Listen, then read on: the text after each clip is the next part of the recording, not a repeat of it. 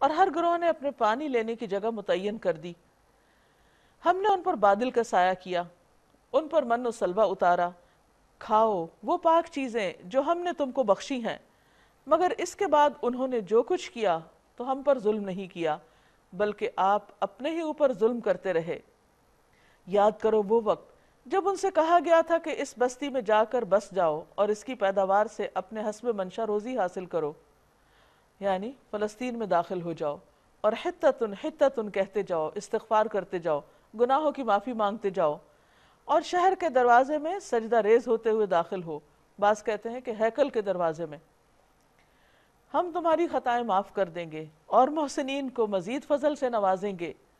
مگر ان میں سے جو لوگ ظالم تھے انہوں نے اس بات کو جو ان سے کہی گئی تھی بدل ڈالا، یعنی حتتن کی بجائے حنتتن، گندم چاہیے گندم چاہیے، یعنی مذاق اڑاتے ہوئے اندر داخل ہوئے۔ اور نتیجہ یہ ہوا کہ ہم نے ان کے ظلم کی پاداش میں ان پر آسمان سے عذاب بھیج دیا۔ اس سے یہ پتہ چلتا ہے کہ جب کوئی قوم اللہ کی آیات کا مذاق اڑاتی اور اس کی نافرمانی کرتی تو دنیا میں بھی اللہ تعالیٰ اس کو آزمائش میں مبتلا کرتے ہیں، اور یہ بھی کس لیے کہ شاید انسان ہدایت پر آ جائے۔ لیکن اگر ہوتا تو پھر اللہ تعالیٰ دنیا کی نعمتیں عام کر دیتے ہیں اور انسان اس استدراج اور اس بھول سے اور زیادہ بھٹکتا چلا جاتا ہے، پھر اس کی پکڑ اچانک ہوتی ہے۔ اور ذرا ان سے اس بستی کا حال بھی پوچھو جو سمندر کے کنارے واقع تھی۔ وَاسْأَلْهُمْ عَنِ الْقَرْيَةِ الَّتِي كَانَتْ حَاضِرَةَ الْبَحْرِ، اور ذرا ان سے اس بستی کا حال بھی پوچھو جو سمندر کے کنارے واقع تھی۔ اس کا نام ایلا یا ایلات کہا جاتا ہے۔ اس بستی میں کیا تھا؟ وہاں کے لوگ سبت یعنی ہفتے کے دن کے احکام کی خلاف ورزی کرتے تھے۔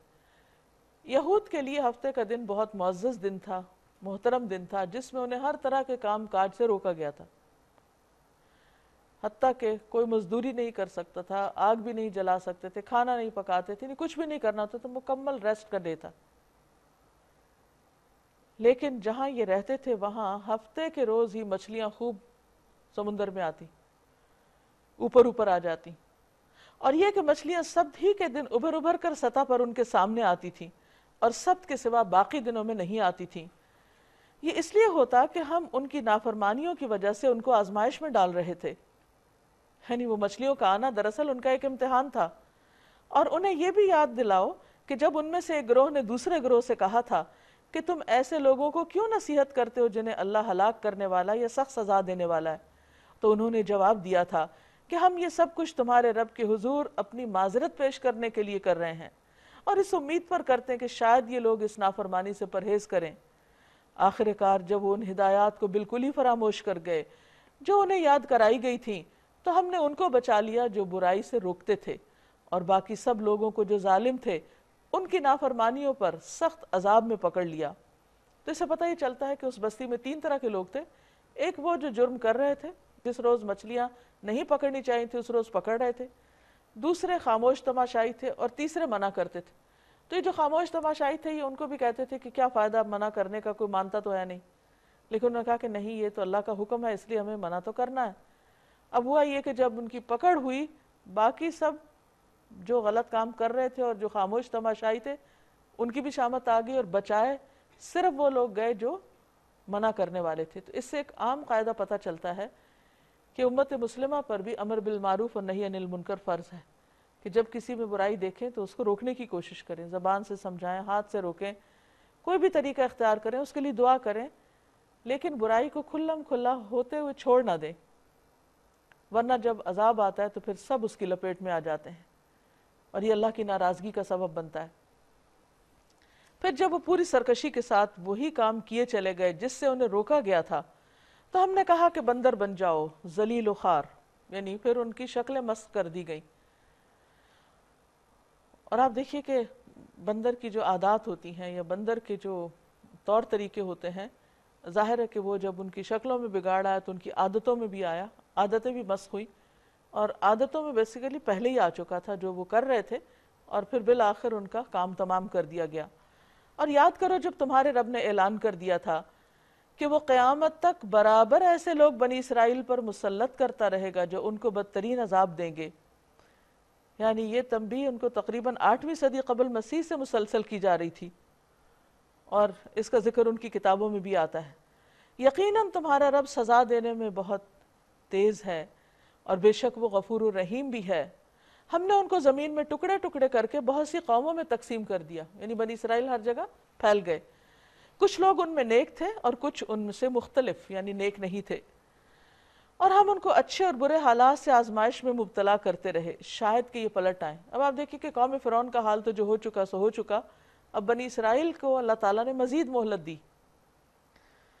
پھر اگلی نسلوں کے بعد ایسے ناخلف لوگ ان کے جانشین ہوئے جو کتاب الہی کے وارث ہو کر اس دنیا دنی کے فائدے سمیٹتے ہیں، یعنی بنی اسرائیل کے آئندہ جنریشن کے اندر ایسا اخلاقی دینی مذہبی زوال ہوا کہ انہوں نے اللہ کی کتاب کو بیچنا شروع کر دیا اور کہہ دیتے کہ توقع ہے ہمیں معاف کر دیا جائے گا، یعنی غلط کام کرتے اور پھر کہتے اللہ غفور الرحیم ہے، اور وہی متاع دنیا پھر سامنے آتی تو پھر لپک کر اس سے لے لیتے، یعنی گناہ کرتے جاتے جانتے بوجھتے ہوئے بھی، اور اس بھروسے پہ کرتے تھے کہ اللہ معاف کر دے گا۔ ٹھیک ہے اللہ غفور الرحیم ہے، اس میں کوئی شک نہیں، لیکن اس کے لیے اس کی طرف رجوع کرنا بھی ضروری ہے اور گناہوں کو چھوڑنا بھی ضروری ہے۔ کیا ان سے کتاب کا عہد نہیں لیا جا چکا کہ اللہ کے نام پر وہی بات کہیں جو حق ہو؟ یعنی اللہ نے کہاں کہا کہ میں ایسا غفور الرحیم ہے کہ تم ڈٹائی کے ساتھ غلط کام کرو اور اس بھروسے پہ کرو کہ بس میں تو معافی کروں گا چاہے تم اپنے آپ کو بدلو یا نہ بدلو۔ اور یہ خود پڑھ چکے ہیں جو کتاب میں لکھا ہے، آخرت کی قیام گاہ تو خدا ترس لوگوں کے لیے بہتر ہے، یعنی توبہ استغفار اور آخرت کا انجام اور اس کی کامیابی ان کے لیے ہے جو اللہ سے ڈریں۔ کیا تم اتنی سی بات نہیں سمجھتے؟ والذین یمسکون بالکتاب، وہ لوگ جو کتاب کو مضبوط پکڑتے ہیں، واقاموا الصلاۃ، اور نماز قائم کرتے ہیں، انا لا نضیع اجر المصلحین، تو ہم مصلحین اصلاح کرنے والوں کا اجر ضائع نہیں کرتے۔ یعنی کن کے لیے ہے معافی، کن کے لیے ہے اجر، کن کے لیے ہے درجات؟ جو کچھ کر کے دکھائیں۔ وَإِذْ نَتَقْنَا الْجَبَلَ فَوْقَهُمْ، اور اس کام کے لیے کہ وہ اللہ کی کتاب کو پکڑ لیں، ہم نے کیا کیا؟ ہم نے پہاڑ کو ہلا کر ان پہ چھا دیا، یعنی امبریلا کی طرح ان کے اوپر لے اللہ تعالیٰ، گویا کہ وہ چھتری ہے، اور وہ یہ گمان کر رہے تھے کہ وہ ان پہ آ پڑے گا۔ اس وقت ہم نے ان سے کہا تھا خُذُوا مَا آتَيْنَاكُمْ بِقُوَّةٍ، پکڑو جو بھی ہم تمہیں دے رہے ہیں قوت کے ساتھ، مضبوطی کے ساتھ، یعنی اللہ کی کتاب کو مضبوط پکڑو، اس پر عمل کرو۔ وَاذْكُرُوا مَا فِيهِ لَعَلَّكُمْ تَتَّقُونَ، اور جو کچھ اس میں لکھا ہے اسے یاد رکھو، توقع ہے کہ تم غلط روی سے بچے رہو گے۔ یعنی موسیٰ علیہ السلام کی قوم کو اللہ سبحانہ وتعالیٰ نے ہر طرح سمجھانے کی کوشش کی، حتیٰ کہ پہاڑ ان کے سر پہ لا کے انہیں کہا کہ مانو ورنہ یہ سر پہ گرتا ہے۔ اس وقت انہوں نے وقتی طور پہ مان لیا، بعد میں پھر عہد سے پھر گئے، پھر بھول گئے۔ لیکن بات یہ ہے کہ اتنے چانسز دیے جانے کے بعد بھی جب وہ قوم نہیں مانی، نہیں سیدھی ہوئی، تو پھر اللہ تعالیٰ نے ان سے امامت لے کر بنی اسماعیل کی طرف، نبی صلی اللہ علیہ وسلم کی امت کی طرف منتقل کر دی۔ اب اس امت کو سوچنے کی ضرورت ہے کہ وہ کس طریقے پہ چل رہے ہیں، صحابہ کرام کے طریقے پر یا بنی اسرائیل کے طریقے پر؟ کہ بنی اسرائیل نے موسیٰ علیہ السلام کے ساتھ جو کچھ کیا یا اپنی کتاب کے ساتھ کیا، اگر وہی ڈھنگ ہے تو پھر اللہ تعالیٰ کی رحمت کیسے آ سکتی ہے؟ تو ہم سب کو بھی اجتماعی طور پر توبہ کرنے کی ضرورت ہے اور وہی کام کرنے کی ضرورت ہے جو یہاں کہا گیا، اور وہ کیا ہے؟ کتاب کو مضبوطی سے پکڑنا اور نماز قائم کرنا۔ اور جب یہ دو کام ہونے لگتے ہیں تو باقی چیزوں کی بھی پھر اصلاح ہو جاتی ہے۔ اب یہاں اللہ تعالیٰ ایک اور موقع یاد کراتے ہیں، اور اے نبی صلی اللہ علیہ وسلم لوگوں کو یاد دلائیے وہ وقت جب کہ تمہارے رب نے بنی آدم کی پشتوں سے ان کی نسل کو نکالا تھا اور انہیں خود ان کے اوپر گواہ بناتے ہوئے پوچھا تھا کیا میں تمہارا رب نہیں ہوں؟ کہا جاتا ہے کہ عرفات کے میدان میں ہوا، جیسے کہ ایک حدیث میں آتا ہے اولاد آدم کو میدان عرفات میں بکھیر کر عہد لیا گیا۔ اللہ سبحانہ وتعالیٰ نے آدم علیہ السلام کی پشت میں موجود تمام اولاد آدم سے میدان عرفات میں عہد لیا تھا۔ اللہ نے ان کی صلب سے ان کی ساری اولاد نکالی جو اس نے دنیا میں پیدا کرنا تھی، اور اسے اپنے سامنے چھوٹی چھوٹی چیونٹیوں کی شکل میں بکھیر دیا۔ پھر ان کی طرف متوجہ ہو کر ان سے کلام کیا اور فرمایا کیا میں تمہارا رب نہیں ہوں؟ انہوں نے کہا ضرور آپ ہی ہمارے رب ہیں، ہم اس پر گواہی دیتے ہیں۔ یہ ہم نے اس لیے کیا کہ کہیں تم قیامت کے دن یہ نہ کہہ دو کہ ہم تو اس بات سے بے خبر تھے، ہمیں کسی نے نہیں بتایا، یا یہ نہ کہنے لگو کہ شرک کی ابتدا تو ہمارے باپ دادا نے کی ہم سے پہلے، اور ہم بعد کی نسل میں پیدا ہوئے، اس لیے ہم تو باپ دادا کے طریقے پہ تھے، ہمارا تو کوئی قصور نہیں۔ پھر کیا آپ ہمیں اس قصور پہ پکڑتے ہیں جو غلط کار لوگوں نے کیا؟ دیکھو اس طرح ہم نشانیاں واضح طور پر پیش کرتے ہیں۔ تو اس آیت سے واضح طور پہ پتہ چلتا ہے کہ اللہ سبحانہ وتعالیٰ نے ہر انسان کے اندر اپنی پہچان رکھ دی ہے، اس کی فطرت میں یہ بات موجود ہے کہ اس کا کوئی رب ہے، اور اس کو اس طرح پروگرام کیا گیا ہے کہ وہ جب تک رب کی عبادت نہ کرے اس کے اندر کا خلا جاتا نہیں، اس کی بے چینی ختم نہیں ہوتی۔ وَاتْلُ عَلَيْهِمْ نَبَأَ الَّذِي آتَيْنَاهُ آيَاتِنَا فَانْسَلَخَ مِنْهَا۔ اور اے محمد صلی اللہ علیہ وسلم ان کے سامنے اس شخص کا حال بیان کیجئے جس کو ہم نے اپنی آیات کا علم عطا کیا تھا۔ کہا جاتا ہے بنی اسرائیل کا ایک شخص تھا، بہت بڑا عالم، جس کے پاس اللہ کی کتاب کا علم تھا، لیکن اس نے کیا کیا؟ اس کی پابندی چھوڑ کے، اس کتاب کو چھوڑ کے دنیا کے پیچھے لگ گیا، مگر وہ ان کی پابندی سے نکل بھاگا، آخر کار شیطان اس کے پیچھے پڑ گیا۔ یعنی ضروری نہیں ہوتا کہ کوئی شخص ایک دفعہ کتاب پڑھ لے تو پھر وہ محفوظ ہو گیا، جب تک اس سے مستقل تعلق نہ رکھے، اسے مضبوطی سے پکڑے نہ رکھے، تو شیطان جو انسان کا دشمن ہے وہ اس کو کسی وقت بھی پھسلا سکتا ہے، جیسا کہ اس بہت بڑے عالم کے ساتھ ہوا۔ آخر کار شیطان اس کے پیچھے پڑ گیا، یہاں تک کہ وہ بھٹکنے والوں میں شامل ہو کر رہا۔ اگر ہم چاہتے تو اسے ان آیات کے ذریعے بلندی عطا کرتے، یعنی وہ دنیا کی طرف کیوں لپکا؟ تاکہ اس کی کچھ عزت ہو۔ عموماً یہ ہوتا ہے کہ جو لوگ دین کا علم رکھتے ہیں یا دینی علوم کے ماہر ہوتے ہیں، ان کو معاشرے میں کوئی ویلیو نہیں دی جاتی، کوئی ان کی قدر نہیں ہوتی۔ تو کچھ لوگ پھر اس وجہ سے بھی اس راستے کو چھوڑ دیتے ہیں کہ ہم دوسروں کے ہر دل عزیز ہو جائیں یا ہمیں بہتر ترقی کے مواقع ملیں۔ تو یہاں پر یہ بتایا گیا کہ اس شخص کو اللہ تعالیٰ فرما رہے ہیں کہ اللہ اس کو آیات کے ذریعے بھی بلندی دے سکتا تھا، وَلَكِنَّهُ أَخْلَدَ إِلَى الْأَرْضِ، لیکن وہ تو زمین سے چمٹ کر رہ گیا، یعنی دنیاوی فائدوں کی طرف جھک گیا اور اپنی خواہش نفس ہی کے پیچھے پڑا رہا، لہٰذا اس کی حالت کتے کی سی ہو گئی کہ تم اس پر حملہ کرو تب بھی زبان لٹکائے رہے، اسے چھوڑ دو تب بھی زبان لٹکائے رہے۔ یعنی جو لالچی انسان ہوتا ہے وہ کسی حال میں راضی نہیں ہوتا۔ کتے کی نفسیات کیا ہے کہ اگر آپ اس کی طرف پتھر بھی پھینکیں تو وہ بھاگے گا نہیں، ایک دفعہ مڑ کے ضرور دیکھے گا کہ شاید ہڈی نہ ہو، یعنی لالچ کی انتہا ہے۔ تو یہی فطرت جب انسان کے اندر آ جاتی ہے، وہ کتا بن جاتا ہے، تو پھر کوئی چیز اس کو فائدہ نہیں دیتی، کوئی نصیحت اس پر اثر نہیں کرتی۔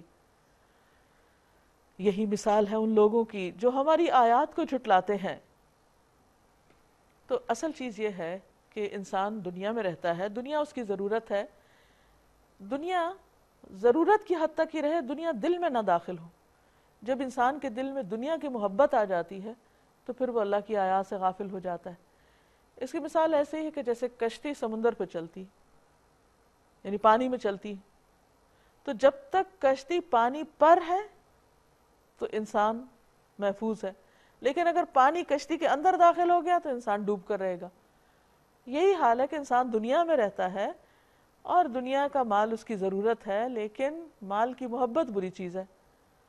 اگر وہ مال کی محبت دل میں آ جاتی ہے اور انسان کا مرکز و محور وہ مال بن جاتا ہے تو پھر اس کے لیے ہلاکت لازم ہو جاتی، پھر وہ اللہ کی حدود کو توڑ دیتا ہے، جیسے کہ قوم شعیب نے کیا۔ ایسا نہیں تھا کہ قوم شعیب خدا کو نہیں مانتی تھی، لیکن اس کی خرابی کیا تھی کہ وہ اللہ کی باتوں کو نہیں مانتی تھی۔ شعیب علیہ السلام ان کو سمجھاتے کہ فیئر ٹریڈ کرو، صحیح طور پہ تجارت کرو، لیکن وہ اس پر راضی نہیں تھے۔ کیوں؟ کیونکہ ان کے خیال میں اس سے نفع کم آتا، حالانکہ انسان کے لیے اللہ نے جو رزق لکھا ہے وہ تو اس کو مل کر رہے گا، حرام سے لے یا حلال سے لے، بس صبر کی ضرورت ہوتی ہے اور انتظار کی۔ فَقْصُصِ الْقَصَصَ لَعَلَّهُمْ يَتَفَكَّرُونَ، تم یہ حکایات ان کو سناتے رہو شاید کہ یہ کچھ غور و فکر کریں۔ سَاءَ مَثَلًا الْقَوْمُ الَّذِينَ كَذَّبُوا بِآيَاتِنَا وَأَنفُسَهُمْ كَانُوا يَظْلِمُونَ، بڑی ہی بری مثال ہے ایسے لوگوں کی جنہوں نے ہماری آیات کو جھٹلایا اور وہ اپنے آپ پر خود ہی ظلم کرتے رہے۔ مَن يَهْدِ اللَّهُ فَهُوَ الْمُهْتَدِي، جسے اللہ ہدایت بخشے بس وہی راہ راست پاتا ہے، اور جس کو اللہ اپنی رہنمائی سے محروم کر دے وہی ناکام اور نامراد ہو جاتا ہے۔ اور یہ حقیقت ہے کہ بہت سے جن اور انس ایسے ہیں جن کو ہم نے جہنم ہی کے لیے پیدا کیا، یعنی اس کا یہ مطلب نہیں کہ اللہ نے پیدا کیا کہ جہنم میں ہی جائیں، مطلب یہ ہے کہ ان کو پیدا کیا، سب کچھ دیا، لیکن انہوں نے جب نہیں مانا تو پھر ان کا ٹھکانہ اس کے سوا اور کیا ہو سکتا ہے۔ ان کے پاس دل ہیں، یعنی کیوں وہ جہنم میں جائیں گے؟ ان کے پاس دل ہے مگر ان سے سوچتے نہیں، غور و فکر نہیں کرتے، تدبر نہیں کرتے۔ ان کے پاس آنکھیں ہیں مگر ان سے دیکھتے نہیں، کیا نہیں دیکھتے؟ حق کو نہیں دیکھتے، عبرت نہیں حاصل کرتے۔ ان کے پاس کان ہیں مگر اس سے سنتے نہیں، سب باتیں سنتے مگر حق کی بات نہیں سنتے، خیر اور بھلائی کی بات نہیں سنتے۔ وہ جانوروں کی طرح ہیں، بلکہ ان سے بھی زیادہ گئے گزرے۔ یہ وہ لوگ ہیں جو غفلت میں کھوئے گئے ہیں۔ تو گویا غفلت کی زندگی ہلاکت کی زندگی ہے۔ دنیا میں بھی اگر آپ دیکھیں کہ کسی چیز کے بارے میں آپ غافل ہو جائیں، مثلا آپ کے پاس مال کا ڈھیر ہے اور آپ سو رہے ہوں، پرواہی نہ کریں، اس کی حفاظت ہی نہ کریں، تو کیا ہوگا؟ چوری ہو جائے گا، ہلاکت ہے۔ اسی طرح جان کی حفاظت، اولاد کی حفاظت، کسی بھی چیز کی، تو غفلت تو دنیاوی اعتبار سے بھی انسان کے لیے نقصان دہ ہوتی ہے، تو آخرت میں تو بہت ہی نقصان دہ ہے کہ انسان اللہ سے غافل ہو جائے، اس کے ذکر سے غافل ہو جائے، اس کی عبادت سے غافل ہو جائے۔ تو جو لوگ غفلت میں زندگی بسر کریں گے پھر ان کا انجام اچھا نہیں، وہ دراصل اس آیت میں بتایا گیا ہے۔ وَلِلَّهِ الْأَسْمَاءُ الْحُسْنَى، اور اللہ کے ہیں اچھے اچھے نام، فَادْعُوهُ بِهَا، اس کو اچھے ناموں سے ہی پکارو، یعنی خوبصورت ناموں کے ساتھ اپنے رب کو پکارو۔ ظاہر ہے جس سے محبت ہوتی ہے اس کے کئی نام ہوتے ہیں، اس کو انسان ایک نام سے نہیں کئی ناموں سے پکارتا ہے، تو جس کو اللہ سے محبت ہوگی وہ بھی کیا کرے گا؟ اللہ سبحانہ وتعالیٰ کے مختلف نام یاد کرے گا اور ان سے اس کو پکارے گا اور دعا کرے گا۔ جیسے مختلف ناموں کی فضیلت آتی ہے کہ ان سے دعا کرے تو قبول ہوتی ہے۔ نبی صلی اللہ علیہ وسلم بدر کے موقع پر یا حیو یا قیوم برحمتک استغیث کہہ کے دعا مانگ رہے تھے۔ اسی طرح ایک حدیث میں آپ نے فرمایا الظوا بیا ذا الجلال والاکرام، یا ذا الجلال والاکرام کو لازم پکڑ لو، یعنی اگر چاہتے ہو کہ تمہاری دعائیں قبول ہوں۔ اور ان لوگوں کو چھوڑ دو جو اس کے نام رکھنے میں راستی سے منحرف ہو جاتے ہیں، یعنی اللہ کے ناموں کا وہ مطلب نہیں لیتے جو مطلب ہے، یعنی اس میں تعویلیں کرنے لگتے ہیں۔ جو کچھ وہ کرتے رہتے ہیں اس کا بدلہ وہ پا کر رہیں گے۔ ہماری مخلوق میں ایک گروہ ایسا بھی ہے جو ٹھیک ٹھیک حق کے مطابق ہدایت اور حق ہی کے مطابق انصاف کرتا ہے۔ رہے وہ لوگ جنہوں نے ہماری آیات کو جھٹلا دیا ہے تو ہم انہیں بتدریج ایسے طریقے سے تباہی کی طرف لے جائیں گے کہ انہیں خبر تک نہ ہوگی۔ میں ان کو ڈھیل دے رہا ہوں، میری چال کا کوئی توڑ نہیں۔ رسول اللہ صلی اللہ علیہ وسلم نے فرمایا اللہ تعالیٰ ظالم کو چند روز دنیا میں مہلت دیتا رہتا ہے، لیکن جب پکڑتا ہے تو پھر نہیں چھوڑتا۔ کیا ان لوگوں نے کبھی سوچا نہیں کہ ان کے رفیق یعنی محمد صلی اللہ علیہ وسلم پر جنون کا کوئی اثر نہیں؟ کیونکہ لوگ کہتے تھے کہ آپ کو کچھ ہو گیا، یعنی مجنون ہو گئے آپ۔ وہ تو ایک خبردار ہے، یعنی خبر دینے والا ہے جو برا انجام آنے سے پہلے صاف صاف خبردار کر رہا ہے۔ کیا ان لوگوں نے آسمان و زمین کے انتظام پر کبھی غور نہیں کیا، اور کسی بھی چیز کو جو اللہ نے پیدا کی آنکھیں کھول کے نہیں دیکھا؟ اور کیا یہ کبھی انہوں نے سوچا نہیں کہ شاید ان کی مہلت زندگی پوری ہونے کا وقت آ چکا ہو، وہ قریب آ گیا ہو؟ آخر پیغمبر کی اس تنبیہ کے بعد اور کون سی بات ایسی ہو سکتی ہے جس پر یہ ایمان لائیں گے؟ جس کو اللہ رہنمائی سے محروم کر دے اس کے لیے پھر کوئی رہنما نہیں، اور وہ کس کو کرتا ہے؟ جو آنکھیں رکھتے ہوئے دیکھتا نہیں، جو کان رکھتے ہوئے حق کی بات سنتا نہیں، اور اللہ انہیں ان کی سرکشی ہی میں بھٹکتا ہوا چھوڑ دیتا ہے۔ یہ لوگ تم سے پوچھتے ہیں آخر وہ قیامت کی گھڑی کب نازل ہوگی، یعنی بجائے اس کے کہ اس کی تیاری کریں توجہ اس پہ کہ اچھا آئے گی کب۔ کہو اس کا علم میرے رب ہی کے پاس ہے، اسے اپنے وقت پر ہی وہ ظاہر کرے گا، کسی اور کو اس نے اس کا علم دیا ہی نہیں کہ قیامت کب آئے گی۔ آسمانوں اور زمین میں وہ بڑا سخت وقت ہوگا، اسی لیے ہر شخص اس دن گھبرایا ہوا ہوگا۔ یہ لوگ اس کے متعلق تم سے اس طرح پوچھتے ہیں گویا تم اس کی کھوج میں لگے ہوئے ہو، یعنی آپ کا اور کوئی کام نہیں سوائے اس کے کہ یہ معلوم کرے کہ قیامت کب آئے گی۔ کہو اس کا علم تو صرف اللہ کو ہے، مگر اکثر لوگ اس کی حقیقت سے ناواقف ہیں۔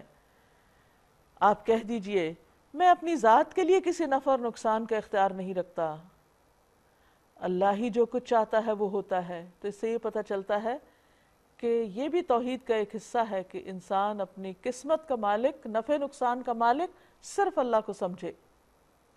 اور اگر مجھے غیب کا علم ہوتا تو میں بہت سے فائدے اپنے لیے حاصل کر لیتا، یعنی نبی صلی اللہ علیہ وسلم بھی غیب کی باتوں کا علم نہیں رکھتے سوائے اس کے کہ جن کے بارے میں اللہ نے آپ کو علم دے دیا، اور یہ کہ مجھے کبھی کوئی نقصان نہ پہنچتا۔ اگر علم ہوتا غیب کا تو بہت سے فائدے حاصل کرتا اور کوئی نقصان نہ ہوتا، یعنی مجھے آئندہ آنے والے واقعات کا اگر پہلے سے پتہ چل جاتا تو پھر میں ان کا پہلے سے بندوبست کر لیتا۔ میرا یہ کام نہیں، کیونکہ ایک پیغمبر کاہن نہیں ہوتا، نجومی نہیں ہوتا، نہ اس کا یہ کام اور نہ اس کی یہ دلچسپی ہوتی ہے۔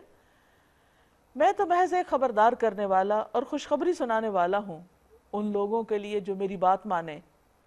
ایک یہودی نبی صلی اللہ علیہ وسلم کے پاس آیا اور اس نے کہا، تم لوگ اللہ کے ساتھ شریک بناتے ہو، تم لوگ شرک کرتے ہو اور کہتے ہو جو اللہ چاہے اور جو آپ چاہیں، اور تم لوگ کہتے ہو کعبہ کی قسم۔ تو نبی صلی اللہ علیہ وسلم نے لوگوں کو حکم دیا کہ جب وہ قسم کھانے لگیں تو اس طرح کہا کریں، رب کعبہ کی قسم، اور اس طرح کہا کریں جو اللہ چاہے پھر جو آپ چاہیں، یعنی اللہ کے ساتھ کسی اور کو مشیت میں بھی شریک نہیں کرنا چاہیے۔ وہ اللہ ہی ہے جس نے تمہیں ایک جان سے پیدا کیا، اسی سے اس کا جوڑا بنایا تاکہ اس کے پاس سکون حاصل کرے، یعنی ہسبینڈ وائف کا جو ریلیشن شپ ہے وہ اللہ سبحانہ وتعالیٰ نے ایک دوسرے کے لیے سکون کا باعث بنا کر ان کو یہ تعلق اور خوبصورت تعلق عطا کیا ہے۔ پھر جب مرد نے عورت کو ڈھانک لیا تو اسے ایک خفیف سا حمل رہ گیا جسے لیے وہ چلتی پھرتی رہی۔ پھر جب وہ بوجھل ہو گئی تو دونوں نے مل کر اللہ اپنے رب سے دعا کی، اگر تو نے ہمیں اچھا سا بچہ دیا تو ہم تیرے شکر گزار ہوں گے۔ مگر جب اللہ نے ان کو صحیح و سالم بچہ دے دیا تو وہ اس کی اس بخشش اور عنایت میں دوسروں کو اس کا شریک ٹھہرانے لگے، شرک کرنے لگے کہ یہ کسی اور نے دیا ہے۔ اللہ بہت بلند و برتر ہے ان مشرکانہ باتوں سے جو یہ لوگ کرتے ہیں۔ کیسے نادان ہیں یہ لوگ کہ ان کو خدا کا شریک ٹھہراتے ہیں جو کسی بھی چیز کو پیدا نہیں کرتے بلکہ خود پیدا کیے جاتے ہیں، یعنی مخلوق کو خدا ماننا انتہا درجے کی حماقت ہے، جو نہ ان کی مدد کر سکتے کیونکہ مخلوق تو خود محتاج ہوتی، اور نہ اپنی مدد پہ آپ ہی قادر ہیں۔ اگر تم انہیں سیدھی راہ پر آنے کی دعوت دو تو وہ تمہارے پیچھے نہ آئیں، تم خواہ انہیں پکارو یا خاموش رہو، دونوں صورتوں میں تمہارے لیے یکساں ہی رہے۔ تم لوگ خدا کو چھوڑ کر جنہیں بھی پکارتے ہو، نہیں اللہ کو چھوڑ کر کسی اور کے در پہ جاتے ہو، کسی سے بھی مدد مانگتے ہو، وہ تو محض بندے ہیں، وہ خود محتاج ہیں جیسے تم بندے ہو۔ ان سے دعائیں مانگ دیکھو، چاہیے کہ تمہاری دعاؤں کا جواب دیں اگر ان کے بارے میں تمہارے خیالات صحیح ہیں، لیکن ایسا نہیں ہوتا کیونکہ جو دنیا سے جا چکے ان کا معاملہ تو اللہ کے سپرد ہے۔ ہمیں نہیں معلوم وہ کس حال میں، ہم ان سے اچھا گمان رکھتے ہیں لیکن اصل حقیقت تو اللہ ہی کو پتہ ہے۔ اور پھر یہ کہ ہر انسان خواہ کوئی بھی ہو وہ خود اپنی نجات اور اپنے درجات کے لیے اللہ کا محتاج ہے، تو کسی کے لیے کچھ کرنے سے پہلے تو وہ یہ دیکھے گا وہ اپنے لیے کیا کر رہا ہے یا کیا کر سکتا ہے۔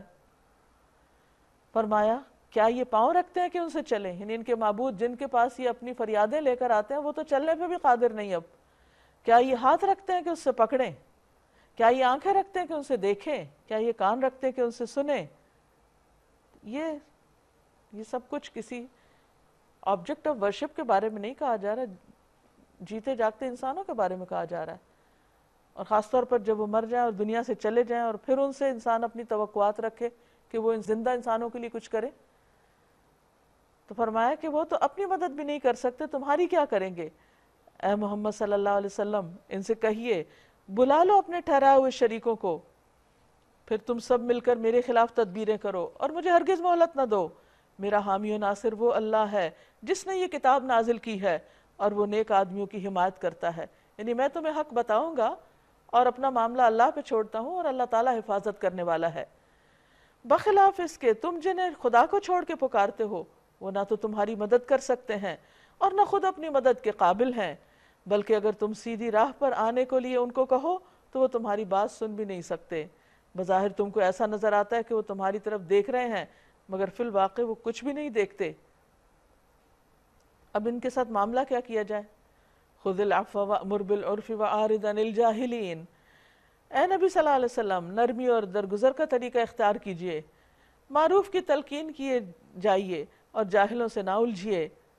اگر کبھی شیطان تمہیں اکسائے تو اللہ کی پناہ مانگو، وہ سب کچھ سننے اور جاننے والا ہے۔ حقیقت میں جو لوگ متقی ہیں ان کا حال تو یہ ہوتا ہے کہ کبھی شیطان کے اثر سے کوئی برا خیال اگر انہیں چھو بھی جائے تو فوراً چوکنے ہو جاتے ہیں، پھر انہیں صاف نظر آنے لگتا ہے کہ ان کے لیے صحیح طریقہ کار کیا ہے۔ رہے ان کے شیاطین بھائی بند تو وہ انہیں ان کی کجروی میں کھینچے لیے چلے جاتے ہیں، پھر انہیں بھٹکانے میں کوئی کسر اٹھا نہیں رکھتے۔ وَإِذَا لَمْ تَأْتِهِمْ بِآيَةٍ، جب آپ ان کے سامنے کوئی نشانی یعنی ان کا مطلوبہ معجزہ پیش نہیں کرتے تو یہ کہتے ہیں تم نے اپنے لیے کوئی نشانی کیوں نہ منتخب کر لی؟ ان سے کہیے میں تو صرف اس وحی کی پیروی کرتا ہوں جو میری طرف میرے رب نے بھیجی ہے، یعنی میرا کام صرف معجزے دکھانا نہیں ہے، میرا کام اللہ کے احکام کی پیروی کرنا ہے۔ یہ بصیرت کی روشنیاں ہیں تمہارے رب کی طرف سے اور ہدایت اور رحمت ہے ان لوگوں کے لیے جو اسے قبول کریں۔ جب قرآن تمہارے سامنے پڑھا جائے تو اسے توجہ سے سنو اور خاموش رہو، شاید کہ تم پر بھی رحمت ہو جائے۔ یعنی جو شخص یہ چاہتا ہے کہ اللہ کی رحمت اس پر آئے اسے قرآن کا احترام کرنا چاہیے، جب اس کی تلاوت ہو رہی ہو تو باتیں نہیں کرنی چاہیے، اس کی طرف متوجہ رہنا چاہیے۔ وَاذْكُرْ رَبَّكَ فِي نَفْسِكَ تَضَرُّعًا وَخِيفَةً وَدُونَ الْجَهْرِ مِنَ الْقَوْلِ بِالْغُدُوِّ وَالْآصَالِ وَلَا تَكُن مِّنَ الْغَافِلِينَ۔ اے نبی صلی اللہ علیہ وسلم اپنے رب کو صبح و شام یاد کیجئے، دل ہی دل میں زاری اور خوف کے ساتھ، یعنی کیسے دعا مانگنی چاہیے وہ طریقہ بتایا جا رہا ہے، اور زبان سے بھی ہلکی آواز کے ساتھ۔ آپ ان لوگوں میں سے نہ ہوں جو غفلت میں پڑے ہوئے ہیں۔ نبی صلی اللہ علیہ وسلم خود تو ایسا نہیں کرنے والے تھے، لیکن آپ کو یہ فرما کے ہم سب کو بتایا جا رہا ہے کہ ہمارے لیے اللہ کی یاد کا طریقہ کیا ہے۔ اور یہاں پر خاص طور پر زاری کی بات کرنے کے ساتھ چپ کے پکارنے کی بات، یعنی بہت شور مچا کے لاؤڈلی بات یعنی دعا نہیں کرنی چاہیے، بلکہ بہت عاجزی کے ساتھ، تحمل کے ساتھ، آہستہ آہستہ اللہ تعالیٰ کو پکارنا چاہیے، کیونکہ وہ تو دلوں کے راز تک جانتا ہے۔ ان الذین عند ربک لا یستکبرون عن عبادتہ ویسبحونہ ولہ یسجدون، جو فرشتے تمہارے رب کے حضور تقرب کا مقام رکھتے ہیں وہ کبھی اپنی بڑائی کے گھمنڈ میں آ کر اس کی عبادت سے منہ نہیں موڑتے اور اس کی تسبیح کرتے ہیں اور اس کے آگے جھکے رہتے ہیں۔ یہ مقرب فرشتوں کا حال ہے۔ تو پھر اگر ہم اللہ کے مقرب بننا چاہیں تو اس کے لیے بھی کیا ہے کہ انسان اللہ کی عبادت کرے، اس کی تسبیح کرے اور اس کے آگے سجدہ ریز ہو۔ یہاں سجدہ تلاوت واجب ہوا، اس کے لیے یہ ہے کہ جیسے آپ نماز پڑھیں گے اس کے ساتھ ایک سجدہ کر لیجئے۔ قرآن مجید میں ایسے 14 مقامات پر سجدے آتے ہیں، اور ویسے عمومی طور پر بات یہ ہے کہ انسان سب سے زیادہ اللہ کے قریب سجدے کی حالت میں ہوتا ہے، تو اس لیے سجدے میں خوب دعائیں مانگنی چاہیے تاکہ قبول ہو۔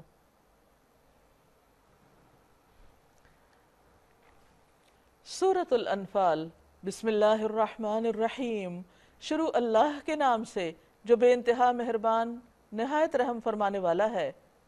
یسألونک عن الانفال قل الانفال للہ والرسول فاتقوا اللہ واصلحوا ذات بینکم وَأَطِيعُوا اللَّهَ وَرَسُولَهُ إِن كُنتُم مُؤْمِنِينَ۔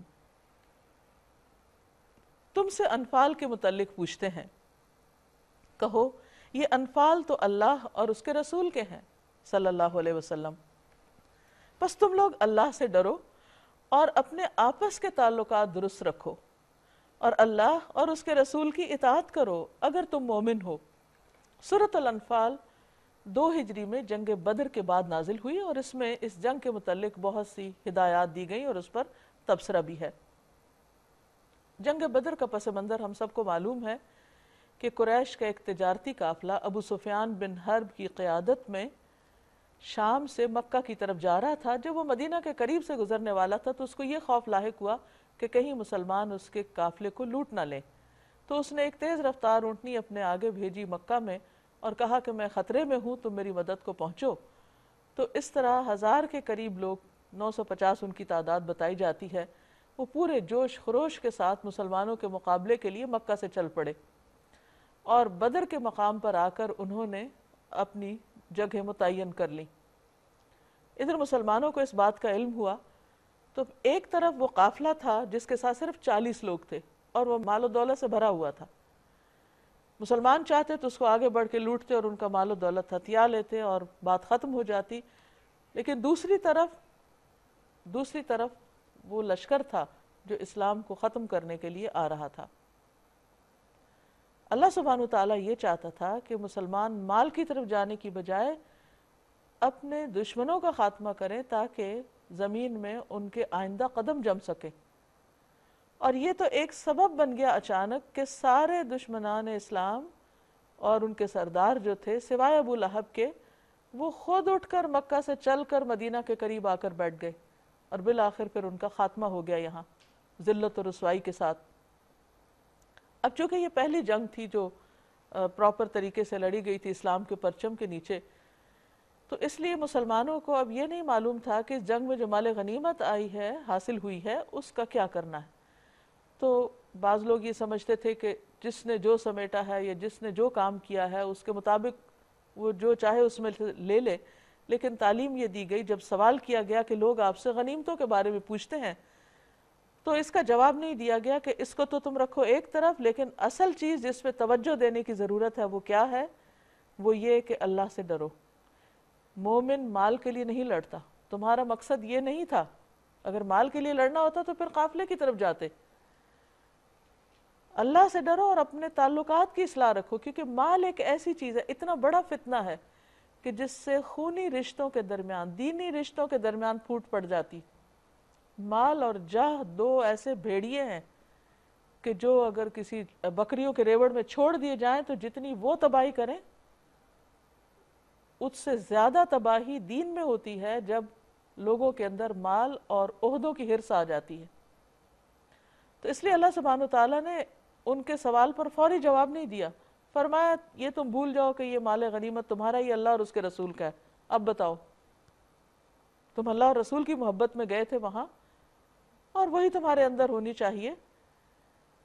اور جس چیز پہ تمہیں فوکس کرنا وہ اپنی تربیت ہے. اللہ سے ڈرو، اپنے تعلقات اچھے کرو، کیونکہ اچھے تعلقات دین کی بھلائی اور بہتری کا ذریعہ بنتے ہیں. اور لڑائی جھگڑا فتنہ فساد حدیث میں آتا ہے کہ دین کو مونڈ دیتے. انما المؤمنون الذین اذا ذکر اللہ وجلت قلوبہم، بے شک مومن تو وہ ہوتے ہیں کہ جب ان کے سامنے اللہ کا ذکر کیا جاتا ہے تو ان کے دل کانپ اٹھتے ہیں، لرز اٹھتے ہیں. وہ بے دھیانی میں اور غافل ہو کے نہیں سنتے. اللہ کا نام ان کے دلوں میں ایک ہلچل پیدا کر دیتا ہے. وہ ایک زندہ اور متحرک انسان بن جاتے ہیں. ان کی غفلت دور ہو جاتی ہے. وَإِذَا تُلِيَتْ عَلَيْهِمْ آيَاتُهُ زَادَتْهُمْ إِيمَانًا، اور جب اللہ کی آیات ان کے سامنے پڑھی جاتی ہیں تو ان کا ایمان بڑھ جاتا ہے. یعنی وہ قرآن کو بھی غفلت کے ساتھ نہیں سنتے، اس سے ان کے ایمان میں یقینی اضافہ ہوتا ہے، اور وہ اپنے رب پر اعتماد رکھتے ہیں. یعنی دنیاوی معاملات میں رب پہ توکل کرتے ہیں. جو نماز قائم کرتے ہیں اور جو کچھ ہم نے ان کو دیا ہے اس میں سے ہماری راہ میں خرچ کرتے ہیں. یعنی بجائے اس کے کہ ان کے اندر مال سمیٹنے کی لالچ ہو، لینے کی حرص ہو، وہ تو دینے والے ہوتے ہیں. یہ ہے وہ تربیت جو قرآن نے صحابہ کرام کی، جس سے وہ ایک بہترین جماعت کے طور پر سامنے آئے. ان کو بعض مستشرقین نے ہیروں کی نرسری کہا کہ ایک ہیرا نہیں، ایک ایک ہیرا ہے اس میں. یوں لگتا ہے نبی صلی اللہ علیہ وسلم نے ایک پوری نرسری لگا دی ہیروں کی کہ جس میں ایک ایک شخص چمک اٹھا. تو وہ چمک ظاہر میں اس وقت آتی ہے جب دل کے اندر نور ہوتا ہے، ایمان کا، اور روشنی ہوتی ہے. وہ ان کے اخلاق اور ان کے معاملات اور ان کے رویوں میں جھلکی. ایسے ہی لوگ حقیقی مومن ہیں. ان کے لیے ان کے رب کے پاس بڑے درجے ہیں. حدیث میں آتا ہے کہ جنت کے 100 درجے ہیں اور سب سے اعلیٰ درجہ فردوس کا ہے. ان کے بہت درجات ہیں. ان کی غلطیوں سے درگزر ہے، مغفرت ہے اور بہترین رزق ہے. اس مال کے معاملے میں، یعنی مال غنیمت کے معاملے میں صورتحال وہی ہے جو اس وقت پیش آئی تھی، جیسے کما اخرجک ربک من بیتک بالحق، تیرا رب تجھے حق کے ساتھ تیرے گھر سے نکال لایا تھا، یعنی دشمنوں کے مقابلے کے لیے. اور مومنوں میں سے ایک گروہ کو یہ سخت ناگوار تھا. وہ کیا چاہتے تھے کہ دوسری طرف جائیں، ابو سفیان کے قافلے کی طرف. وہ اس حق کے معاملے میں تجھ سے جھکڑ رہے تھے، حالانکہ وہ صاف صاف نمایاں ہو چکا تھا. ان کا حال یہ تھا کہ وہ آنکھوں دیکھے موت کی طرف ہانکے جا رہے ہیں، کیونکہ ان کی تعداد جو بہت تھوڑی تھی، 313 صرف. یاد کرو وہ موقع جبکہ اللہ تم سے وعدہ کر رہا تھا کہ دونوں گروہوں میں سے ایک تمہیں مل جائے گا، یا قافلہ اور یا دشمنوں کو تمہارے قبضے میں دے دے گا۔ تم چاہتے تھے کہ کمزور گروہ تمہیں ملے، یعنی زیادہ مشکل نہ اٹھانی پڑے، اور یہ ہر انسان کا حال ہوتا ہے کہ آسانی چاہتا ہے، مگر اللہ کا ارادہ یہ تھا کہ اپنے ارشادات سے حق کو حق کر دکھائے اور کافروں کی جڑ کاٹ دے، تاکہ حق حق ہو کر رہے اور باطل باطل ہو کر رہ جائے، خواہ مجرموں کو یہ کتنا ہی ناگوار ہو۔ اللہ تعالیٰ مال و دولت نہیں چاہتا تھا، حق کو ثابت کرنا چاہتا تھا۔ اور وہ موقع جب کہ تم اپنے رب سے فریاد کر رہے تھے، یعنی جب میدان بدر میں اترے تو نبی صلی اللہ علیہ وسلم رات کے وقت ساری رات اللہ سبحانہ وتعالیٰ کے حضور گڑ گڑاتے رہے، رو رو کے دعائیں مانگتے رہے۔ اس کی طرف اشارہ ہے۔ جواب میں اس نے فرمایا، میں تمہاری مدد کے لیے پے در پے 1000 فرشتے بھیج رہا ہوں۔ یہ بات اللہ نے تمہیں صرف اس لیے بتا دی کہ تمہیں خوشخبری ہو اور تمہارے دل اس سے مطمئن ہو جائے، ورنہ مدد تو جب بھی ہوتی ہے اللہ ہی کی طرف سے ہوتی ہے۔ یقیناً اللہ زبردست اور دانا ہے، حکمت والا ہے۔ اور وہ وقت جب کہ اللہ اپنی طرف سے غنودگی کی شکل میں تم پر اطمینان اور بے خوفی کی کیفیت طاری کر رہا تھا، یعنی یہ تجربہ جنگ احد میں بھی مسلمانوں کو پیش آیا اور بدر میں بھی، کہ جس طرح رات کو مسلمان آرام سے سو گئے اور صبح تازہ دم ہو کر اٹھے اور دشمن کے مقابلے کے لیے تیار تھے، اور آسمان سے تمہارے اوپر پانی برسا رہا تھا۔ اب ہوا یہ کہ جب قریش کا قافلہ چونکہ پہلے پہنچ گیا، انہوں نے آ کے پانی پہ بھی قبضہ کر لیا اور اچھی جگہ سنبھال لی، اور مسلمان جو تھے وہ دوسری طرف تھے جہاں پانی نہیں تھا، تو بڑی پریشانی ہوئی۔ تو اللہ سبحانہ وتعالیٰ نے رحمت کی بارش برسا دی، جس سے مسلمانوں کو پانی مل گیا اور سارا پانی کفار کی طرف چلا گیا اور وہاں خوب کیچڑ ہو گیا، جو ان کی پھسلن کا سبب بن گیا۔ اور آسمان سے تمہارے اوپر پانی برسا رہا تھا تاکہ تمہیں پاک کر دے، اور تم سے شیطان کی ڈالی ہوئی نجاست دور کر دینی، جو وسوسے تھے اور تمہارے مزاج کے اندر ایک پریشانی اور کرب سا پیدا ہو گیا تھا، اور ایک گھبراہٹ سی کہ کس طرح مقابلہ کریں گے، کوئی حالات بھی سازگار نہیں ہے۔ تو یہ اللہ تعالیٰ کی طرف سے بہت دفعہ آزمائش ہوتی ہے انسان کے اوپر، کہ ساری صورتحال آس پاس کی ایسے ہو جاتی ہے کہ جیسے اس کے فیور میں نہیں ہے، لیکن اس میں بھی خیر ہوتی ہے۔ اللہ تعالیٰ بندے کے لیے کچھ اور بھلائی چاہ رہا ہوتا ہے اور اس کو مضبوط کر رہا ہوتا ہے، تاکہ تمہیں پاک کرے اور تم سے شیطان کی ڈالی ہوئی نجاست دور کر دے، اس کے وسوسے صاف کر دے۔ یعنی بارش کا پانی جو ہے وہ انسان کو نہ صرف یہ کہ ویسے فزیکلی صاف پاک کرتا ہے، بلکہ اس کے دل کی حالت کو بھی بہتر بنانے کا ذریعہ ہوتا ہے، اور تمہاری ہمت بندھائے، اور اس کے ذریعے سے تمہارے قدم جما دے، یعنی زمین کو بھی اس نے پکا کر دیا، اچھا کر دیا۔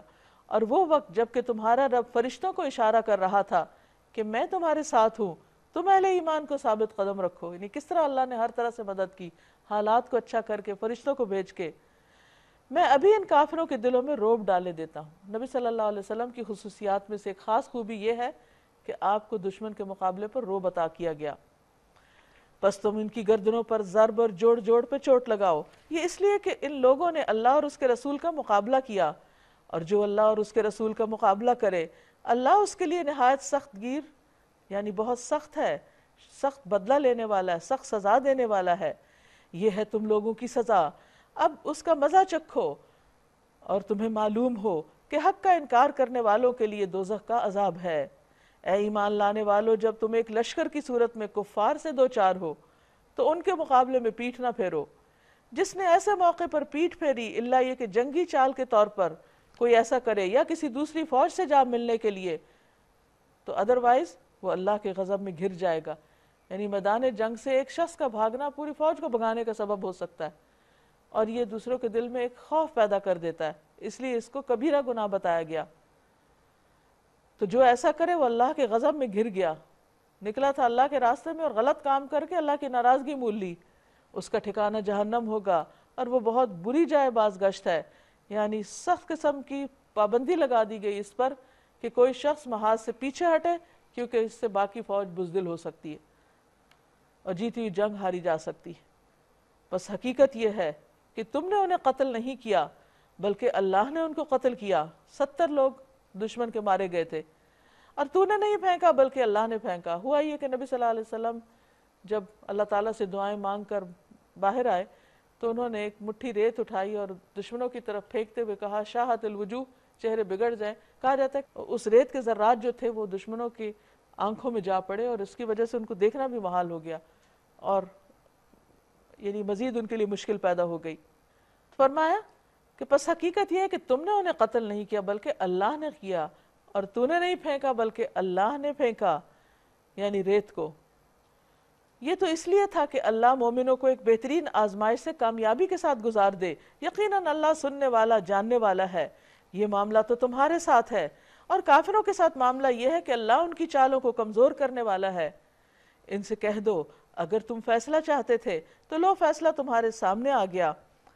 کہا جاتا ہے کہ مکہ سے روانہ ہوتے وقت ابو جہل نے کعبہ کا پردہ پکڑ کے دعا کی تھی کہ اللہ دونوں گروہوں میں سے جو بہتر ہے اس کو فتح عطا کر، اور جو حق پر ہو اس کو کامیاب کر دے.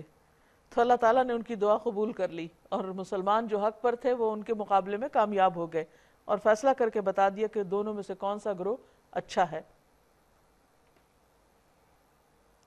اب باز آ جاؤ، یعنی اب بھی رک جاؤ اسلام کی مخالفت اور دشمنی سے، تو تمہارے ہی حق میں بہتر ہے، ورنہ پھر پلٹ کر اسی حماقت کا اعادہ کرو گے تو ہم بھی اسی سزا کا اعادہ کریں گے. جیسے جنگ بدر میں 70 مارے گئے اور 70 قید ہو گئے اور بہت سا مال غنیمت بھی مسلمانوں کو ملا، تو کہا کہ اگر تم آئندہ بھی اس طرح دشمنی کرو گے تو یہی حال ہوگا، اور اگر توبہ کرو گے تو اللہ کی رحمت تم پر بھی آ جائے گی، اور تمہاری جمعیت خواہ وہ کتنی ہی زیادہ ہو تمہارے کچھ کام نہ آ سکے گی. اللہ مومنوں کے ساتھ ہے. اے ایمان لانے والو، اللہ اور اس کے رسول کی اطاعت کرو اور حکم سننے کے بعد اس سے سرتابی نہ کرو، اس سے پھر نہ جاؤ. یہ ہم سب کے لیے حکم ہے کہ اللہ رسول کی بات مانو اور اس سے انکار مت کرو، اور ان لوگوں کی طرح نہ ہو جاؤ جنہوں نے کہا کہ ہم نے سنا حالانکہ وہ سنتے نہیں ہیں. یعنی احکامات کو توجہ سے سنو. یقیناً خدا کے نزدیک بدترین قسم کے جانور وہ بہرے گنگے لوگ ہیں جو عقل سے کام نہیں لیتے. یعنی گنگے سے مراد یہاں حق نہیں سنتے، حق کو نہیں بولتے. اگر اللہ کو معلوم ہوتا کہ ان میں کچھ بھلائی ہے تو وہ ضرور انہیں سننے کی توفیق دیتا، لیکن بھلائی کے بغیر اگر وہ ان کو سنواتا تو بے رخی کے ساتھ منہ پھیر جاتے، اور اللہ کو ایسے لوگ پسند نہیں جو بے دھیانی بے رخی کے ساتھ اس کے کلام کو سنیں. اے ایمان لانے والو، اللہ اور اس کے رسول کی پکار پر لبیک کہو جب کہ رسول تمہیں اس چیز کی طرف بلائے جو تمہیں زندگی بخشنے والی ہے، اور جان رکھو کہ اللہ آدمی اور اس کے دل کے درمیان حائل ہے. یعنی انسان کی کوئی سوچ، اس کا خیال اس کے دماغ تک نہیں جاتا کہ اللہ کو پہلے ہی پتہ ہے کہ انسان کے دل میں خیالات اٹھ کیا رہے ہیں، اور اسی کی طرف تم سمیٹے جاؤ گے. یعنی انسان کو اگر یہ یقین ہو جائے کہ اللہ دلوں کے حال جانتا تو پھر وہ اپنی ساری منافقت کو ختم کر کے اپنے اندر اخلاص اور تقوی جیسی چیزیں لے آئے. اور بچو اس فتنے سے جس کی شامت مخصوص طور پر صرف انہی لوگوں تک محدود نہ رہے گی جنہوں نے تم میں سے گناہ کیا ہو. یعنی اجتماعی فتنے جو ہوتے ہیں وہ ساری قوم کو ڈبو دیتے ہیں. رسول اللہ صلی اللہ علیہ وسلم نے فرمایا جو لوگ ظالم کو دیکھیں اور اس کے ہاتھ کو نہ روکیں تو قریب ہے کہ اللہ تعالیٰ ان سب کو عذاب میں مبتلا کر ڈالے گا. یعنی وہ ظلم پھر صرف چند لوگوں تک نہیں رہے گا، اس کا دائرہ پھیلتے پھیلتے ہر شخص کسی نہ کسی طرح اس کی لپیٹ میں آ جائے گا. اور جان رکھو کہ اللہ سخت سزا دینے والا ہے. یاد کرو وہ وقت جب کہ تم تھوڑے تھے، زمین میں تم کو بے زور سمجھا جاتا تھا، تم ڈرتے رہتے تھے کہ کہیں لوگ تم کو مٹا نہ دیں. پھر اللہ نے تم کو جائے پناہ مہیا کی، یعنی مدینہ جیسی جگہ دی، اپنی مدد سے تمہارے ہاتھ مضبوط کیے اور تمہیں اچھا رزق پہنچایا. شاید کہ تم شکر گزار بنو. اے ایمان لانے والو، جانتے بوجھتے اللہ اور رسول کے ساتھ خیانت مت کرو اور اپنی امانتوں میں غداری کے مرتکب نہ ہو. یعنی تمام ذمہ داریاں جو ٹرسٹ کر کے کسی کے سپرد کی جاتی ہیں، خواہ کوئی عہدہ ہو، چھوٹا کام ہو یا بڑا ہو، تو لوگوں کو اس کو صحیح طور پر انجام دینا چاہیے. اپنے ذاتی کاموں سے بھی بڑھ کر ان کاموں کا خیال کرنا چاہیے جو اللہ کے دین سے متعلق ہوتے ہیں. وَعْلَمُوا، اور جان رکھو، انما اموالکم و اولادکم فتنہ، کہ تمہارے مال اور اولاد تو فتنہ ہیں، کیونکہ انہی کی وجہ سے انسان ذمہ داریوں کو صحیح طور پر نہیں نبھاتا جو اللہ کی طرف سے اس پر عائد ہوتی ہیں. وَأَنَّ اللَّهَ عِنْدَهُ أَجْرٌ عَظِيمٌ، اور اللہ کے پاس اجر عظیم ہے. یا ایہا الذین آمنوا، اے لوگو جو ایمان لائے ہو، ان تتقوا اللہ یجعل لکم فرقانا، اگر تم اللہ کا تقوی اختیار کرو گے، اللہ سے ڈرو گے، تو وہ تمہارے اندر ایک فرقان پیدا کر دے گا، حق و باطل کو الگ الگ کرنے اور ان کو سمجھنے کی صلاحیت بخش دے گا، اور تمہاری برائیوں کو تم سے دور کر دے گا اور تمہارے قصور معاف کرے گا. اللہ بڑا فضل فرمانے والا ہے. تو یہ تقویٰ کے فائدے ہیں اللہ سے ڈرنے کے، کیونکہ جب انسان ڈرتا ہے تو محتاط ہوتا ہے، اور پھر اللہ تعالیٰ اس کے دل پر حکمت جاری کر دیتا ہے اور اس کو اچھے برے کو خوب سمجھا دیتا ہے. وہ وقت بھی یاد کرو جب منکرین حق تیرے خلاف تدبیریں سوچ رہے تھے کہ تجھے قید کر دیں یا قتل کر ڈالیں یا جلاوطن کر دیں، یعنی ہجرت سے پہلے. وہ اپنی چالیں چل رہے تھے اور اللہ اپنی چال چل رہا تھا، اور اللہ سب سے بہتر چال چلنے والا ہے. جب ان کو ہماری آیات سنائی جاتی تھیں تو کہتے تھے کہ ہاں ہم نے سن لیا، ہم چاہیں تو ہم بھی ایسی باتیں بنا سکتے ہیں. یہ تو وہی پرانی کہانیاں ہیں جو پہلے سے لوگ کہتے آئے ہیں. اور وہ بات بھی یاد ہے جو انہوں نے کہی تھی کہ خدایا اگر یہ واقعی حق ہے اور تیری طرف سے ہے تو ہم پر آسمان سے پتھر برسا دے یا کوئی دردناک عذاب ہم پر لیا. اس وقت تو اللہ ان پر عذاب نازل کرنے والا نہ تھا جبکہ تو ان میں موجود تھا. یعنی نبی صلی اللہ علیہ وسلم کو وجود ہی باعث رحمت تھا کہ آپ کے ہوتے ہوئے قوم کو پوری طرح ختم کرنا مقصود نہ تھا اور ہونا بھی نہیں تھا. اور نہ ہی اللہ کا قاعدہ ہے کہ لوگ استغفار کر رہے ہیں اور وہ ان کو عذاب دے دے. تو استغفار جو ہے وہ انسان کو بہت سی بلاؤں، مصیبتوں اور تکلیفوں سے محفوظ رکھتا ہے، کیونکہ انسان ہے خطا کا پتلا. عام طور پہ ہم غلطی کر کے بھی نہیں سمجھتے کہ ہم غلطی کر رہے ہیں. تو جب انسان غلطی پہ غلطی کرتا ہے تو پھر پکڑ آتی ہے. تو ایسے موقع پر انسان کو کیا کرنا چاہیے؟ توبہ استغفار، واقعی اللہ سے معافی مانگ کے ان ساری حرکتوں کو چھوڑ دے جو اس کے لیے مصیبت کا باعث بنتی ہیں. تو اللہ تعالیٰ کا قاعدہ کیا ہے کہ اگر پروفٹ کسی قوم کے اندر موجود ہو تو اس کو بھی عذاب نہیں دے گا، اور جو قوم استغفار کرے جیسے قوم یونس تو ان کو بھی عذاب نہیں دے گا. لیکن اب کیوں نہ وہ ان پر عذاب نازل کرے جبکہ وہ مسجد حرام کا راستہ روک رہے ہیں، حالانکہ وہ اس مسجد کے جائز متولی نہیں ہیں. اس کے جائز متولی تو صرف اہل تقوی ہی ہو سکتے ہیں، مگر اکثر لوگ اس بات کو جانتے نہیں. بیت اللہ کے پاس ان لوگوں کی نماز کیا ہوتی ہے؟ بس سیٹیاں بجاتے اور تالیاں پیٹتے ہیں. پس لو اس عذاب کا مزہ چکھو اپنے اس انکار حق کی پاداش میں جو تم کرتے رہے ہو. جن لوگوں نے حق کو ماننے سے انکار کیا وہ اپنے مال خدا کے راستے میں روکنے کے لیے صرف کر رہے ہیں. یعنی مسلمان دین کی ترقی میں خرچ کرتے ہیں اور دوسرے لوگ دین کو روکنے میں، اور ابھی وہ اور خرچ کریں گے، مگر آخر کار یہی کوششیں ان کے لیے پچھتاوے کا سبب بنے گی. پھر وہ مغلوب ہوں گے، پھر یہ کافر جہنم کی طرف گھیر لائے جائیں گے تاکہ اللہ گندگی کو پاکیزگی سے چھانٹ کر الگ کر دے اور ہر قسم کی گندگی کو ملا کر اکٹھا کرے، پھر اس پلندے کو جہنم میں جھونک دے.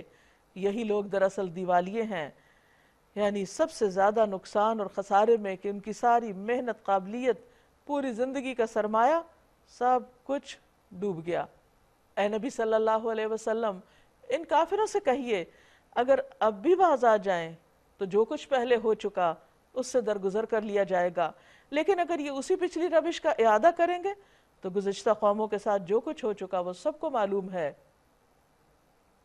اے ایمان لانے والو ان سے جنگ کرو حتیٰ کہ فتنہ باقی نہ رہے اور دین پورا کا پورا اللہ کے لیے ہو جائے.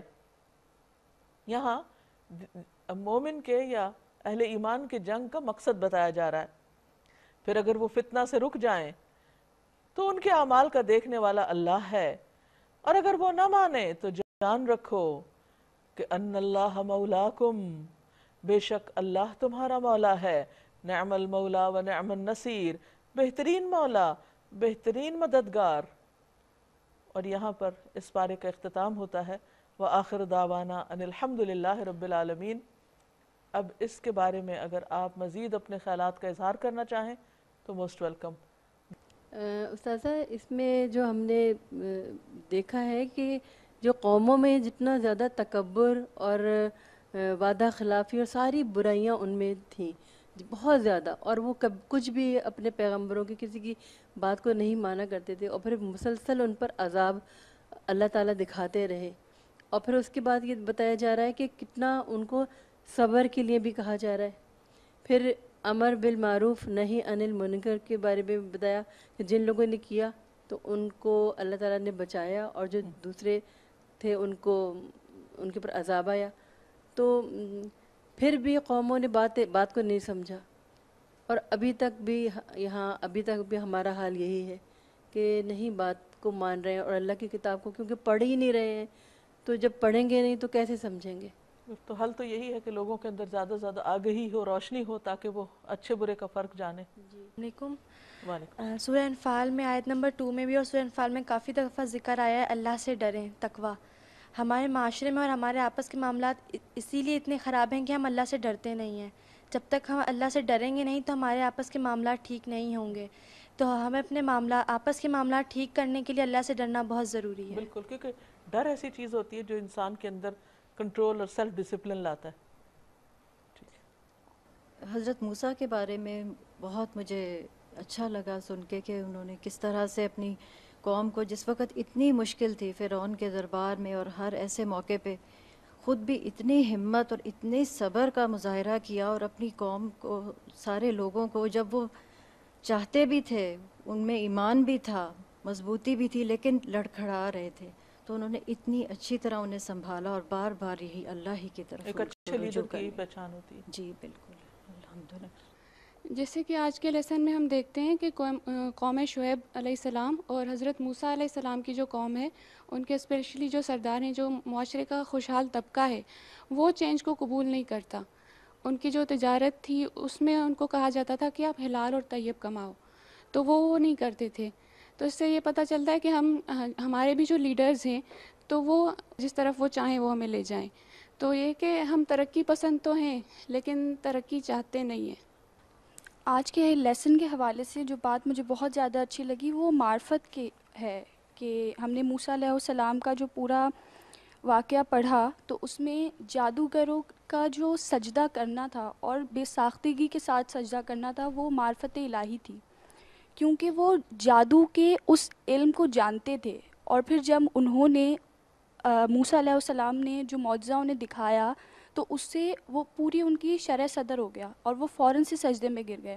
اور پھر سورۃ الاعراف کے آخر میں بھی ہم یہ دیکھتے ہیں کہ فرشتے بھی تکبر نہیں کرتے اور اللہ تعالیٰ کی پاکی بیان کرتے ہیں کیونکہ وہ اللہ تعالیٰ کو پہچانتے ہیں. تو ضرورت یہ ہے کہ ہم اللہ تعالیٰ کی معرفت حاصل کریں. ایک چیز جو بہت زیادہ متاثر کیا جس بات نے مجھے، وہ یہ کہ ہم عبادت تو بہت کر لیتے ہیں، نوافل بھی پڑھ لیں گے، روزے بھی رکھ لیں گے، لیکن یہاں صبر کی جو تلقین کی گئی ہے ہم اسی چیز کو بھول جاتے ہیں. حالانکہ میرے خیال میں تمام عبادات کا جز یہ صبر ہی ہے. جب تک آپ صبر نہیں پوری طرح سے کر پائیں گے، نہ آپ زندگی کے معاملات صحیح کر سکتے ہیں، نہ عبادات پوری طرح کر سکتے ہیں. ناظرین، اس کے ساتھ ہی ہمارے آج کے پروگرام کا وقت ختم ہوتا ہے. آپ سے اجازت چاہتے ہیں. اللہ تعالیٰ سے دعا ہے کہ ہم نے جو کچھ سنا ہے، سمجھا ہے، ہمیں اس پر عمل کی توفیق عطا فرمائے. وآخر دعوانا ان الحمد للہ رب العالمین. السلام علیکم ورحمۃ اللہ وبرکاتہ.